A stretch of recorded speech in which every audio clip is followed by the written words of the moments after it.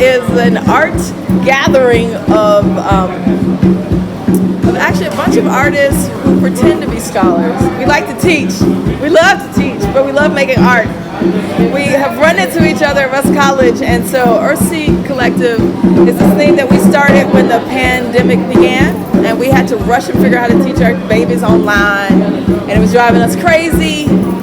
We started reading Octavia Butler's Parable of the Sower, and we got our life inside of that, and then we read Emergent Strategies, and then we really got our life. So we got busy. We started writing grants. We were like, we're gonna fix this curriculum. We're gonna fix the world. We're gonna do this. Didn't get the big educational grant, but we got this awesome grant from MPN Cerna Foundation to do this project that one of us, Danielle Littlefield, has been dreaming of part of this project for like 5 years. I have been dreaming since I learned West African dance of teaching dance out on the land in Mississippi for the ancestors who are in the ground here.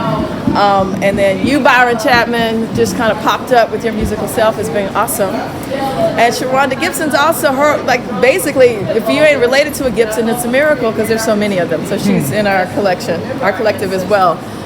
Our goal is to help Holly Springs, Mississippi rediscover imagination. In Emergent Strategies, we read this phrase, one of the spoils of trauma is imagination. So we're trying to break open the problems that people have because they're not willing to dream. I live in my father's future. He was willing to dream about it, and so now I live in it. So we're going to look back 50 years to see what was happening, bring it to right now, and figure out what are we going to do in the next 50 years. We're actually going to think about it actively. We're not going to be on a hustle. We're not going to be 17 hustles. We're not going to be Netflixing and chilling. We're actually out here doing the work. So storytelling, collecting stories from folks. Byron is collecting songs from people, and he's finding dances for me to do. Danielle is collecting objects from people. She's also finding some dances and some stories. We're going to bring that all together, and we're going to make a lovely art piece in August for the entire month, an installation someplace on the square. 50 years back, 50 years forward. The name of the project is Art+Fact. All right, so Foxfire Ranch has been in the Hollowell family for over 100 years now. In 1918, my father's father, Albert Hollowell, filed his written intention to purchase this 80 acres of land, and in 1919, he actually purchased it. And so at the time that he and my grandmother got together, he had already had a family. He had had a wife and son who had passed away during epidemic during that time, and he and my grandmother married. He was about 53, she was about 20, and they started their family here. My dad and his brothers and sisters were all born here on this land. My midwife, except for the last one, the youngest one, and they lived here until my grandfather passed away when my dad was about 9 years old. They used to grow everything that the family needed. They grew all the vegetables and fruits and everything. They had fruit orchards out here, fruit trees. They grew cotton. Albert Hollowell was kind of the neighborhood veterinarian, community veterinarian.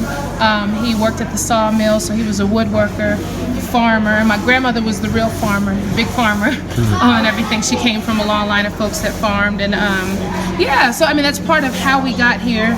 After he passed away, my grandmother remarried a few years later and moved into Holly Springs. When my dad was about 11, that's when he met my mother, and they've been friends and together pretty much ever since. And this land was vacant for about 50 years. So not vacant in the sense that no one was living here, but the land, of course, was abundant and growing and dense. And so in the 90s, my parents decided they wanted to buy out my aunts and uncles, buy their portions of the land. They retired in 2000 from the military. My father retired from the military in 2000, and slowly they built a cabin that they lived in. They slowly built the family house over a couple of years, and then in 2007 we knew we were hosting our family reunions. And because it's Mississippi and we have big families, that's 300 people on either side, and so we started off by building this pavilion, this basic structure with my dad and a few guys laid the concrete for the floor. My father drove to Alabama with the flatbed trailer to bring in the beams and the tin for the roof. and him and a few guys, they slowly erected the structure, and we hosted our family reunions that year. After we did the reunions, it was the winter, and we talked about what do we see now for the space. My father always had a vision to have a recreational farm, a place for kids to get out of the city and connect with nature and animals. And at the time I was here at Ole Miss, I was finishing up law school. I had a lot of friends who were blues musicians. My parents grew up out here, and we were thinking about the Sunday evening tradition of people gathering, have a baseball game, you gather and then play music. And so the Sunday evening blues tradition is something that's strong in Marshall County. And by the time they'd retired here, there had been a void of that for about 10 or 15 years. People had died, places had burned down. And so we started talking about what would it look like to revive Sunday evening blues. We hosted a dinner up at the family house and invited about 25 people who were friends and musicians, blues historians and stuff. We fed them, we brought them down here, we showed them the space, and they played music, they got the vision, and they were really supportive of us. So the first month and a half that we were open, Cedric Burnside and Lightning Malcolm played for us every Sunday for a month and a half to get us off the ground. We had people from all over the world from that first month and a half, because people who follow the blues trail come from all over the world. And so we've been going strong ever since. 13 years later, we did Sunday evening blues every Sunday from March to Thanksgiving for the first 10 years. And then the last 3 years, we've slowed up to second and fourth Sundays. And we've grown to be a place, and we've always been a place for community. So we're an intergenerational and interracial gathering space. We host a lot of family reunions, weddings, quinceañeras, all sorts of cultural celebrations, our Sunday blues concerts, festivals. Increasingly, we're hosting more retreats, and then just also, guests that need to get away and get to the country. So it's just, that's the fast and dirty. That's the quick and dirty about Foxfire. You can tell I do this a lot. Reverend Dr. Stephanie Burns. I am from Vicksburg, Mississippi, but I'm currently residing in New Orleans, Louisiana. Yeah, so thank y'all for being here. It is my birthday, or this week was my birthday, and so to honor my birthday, I really, really wanted to spend this time with family. It's important for me that we have family here and that we gather together, and I wanted to create moments where we were having fun and not just moments of when we come together for bad things like funerals and stuff. And so, we're coming out of a really rough year. For some of my family, I have not seen them in over a year. Wanted to do it in an environment that honors, our Black indigenous ancestors. So grateful to be here with Danette and her family at Foxfire Ranch. And then we were just honoring our ancestors. So we took the African drum class, and then afterwards we took some time to hear from our elders and honor those who went before us, and then to dance, to celebrate them, to give life and speak their name. So the porcupine, animals, our animales bring us medicine, and they represent things to us spiritually. And so the porcupine is about releasing shame and guilt. So when you put it in your hand, you just hold it for a second and just let whatever is keeping you blocked, whatever is bringing up, that's coming up as shame or guilt, and letting it go. You have the power to move forward. So it just reminds you. Share that message. Oh yeah, there's this phrase for the year. The crack in the wall lets through the breeze. Meaning, be careful how you speak about your family members, because people who are looking to take your family down will use that crack, meaning your mouth, to get through and do that work.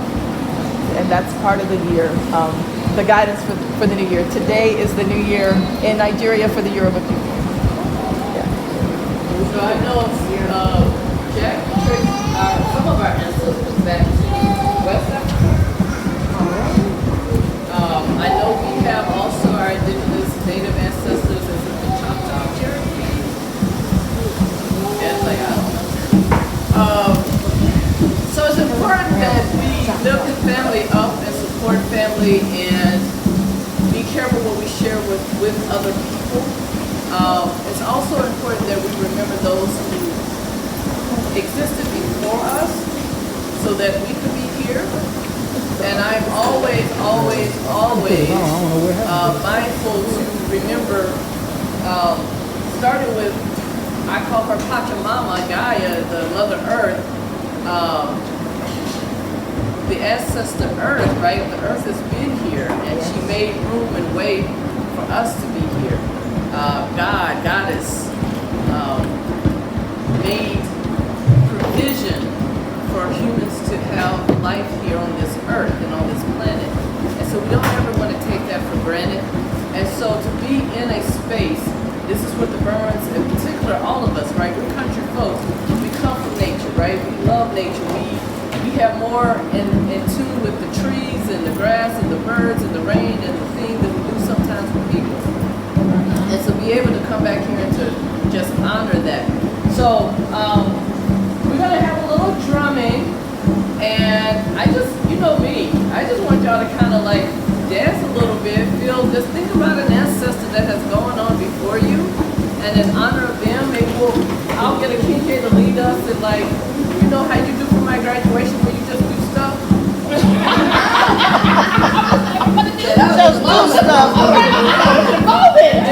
We'll have a word from our elders. For those of you who are new, you know, and that now, you feel thank you again for allowing us to be here. Thank your ancestors for providing the space for us to be here. I'm so honored. But we come from a very long lineage of clergy people. My father is a minister. His father, Reverend Richard G. Burns, was pastor. His father, right, Alexander Judge Burns, was minister. Even on my grandmother's side,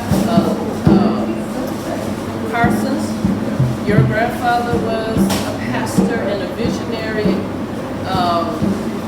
and it just goes down the lineage. So we honor that. So we'll have a short